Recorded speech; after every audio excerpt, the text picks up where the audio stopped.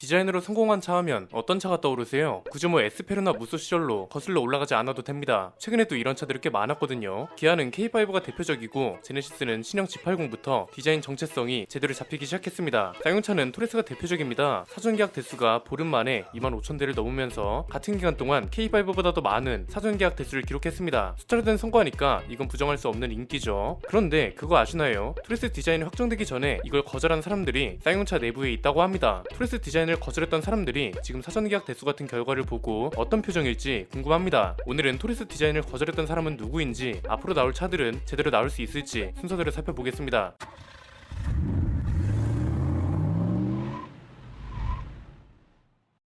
내부에 벌써부터 반대하는 사람들이 있다니 이건 앞으로 나올 신차들한테 비상이 아닐 수 없죠. 토레스 디자인 중에서 가장 파격적인 요소는 뭘까요? 티볼리와 다른 패밀리룩, 지프가 연상되는 앞모습 모두 아닙니다. 사실 소비자 입장에서 보면 이런 게 파격적으로 느껴질 수 있습니다. 그런데 회사 입장에선 엠블럼을 뺀 것만큼 파격적인 결정은 없을 겁니다. 토레스 외관을 보면 쌍용차 엠블럼을 찾기가 힘듭니다. 앞에는 토레스 레터링만 있고 뒤에는 쌍용 로고가 있긴 한데 영문 글자로 작게 들어가 있어서 사실상 없는 거나 다름없습니다. 쌍용차 엠블럼을 보려면 신으로 들어가야 합니다. 스티어링 휠에 있는 게 전부입니다. 엠블럼을 빼는 게 회사 입장에서 치명적인 걸까요? 그냥 예를 들어볼까요? 벤츠가 삼각별 엠블럼을 빼고 출시한다고 상상해보세요. 아마 이 클래스가 아니라 소나타라고 해도 믿을걸요? 엠블럼이 디자인의 전부가 되는 경우도 있고 엠블럼이 차의 가격을 결정하기도 합니다. 똑같은 플랫폼에 엔진도 같은 건데 토요타 엠블럼을 박은 캠리는 3천만원대고 렉서스 엠블럼을 박은 ES는 7천만원대입니다. 그리고 회사의 철학과 이미지를 표현하는 중요한 역할도 합니다. 그런데 이건 브랜드 규모가 크거나 철학이 확고하고 이미지가 좋은 브랜드한테나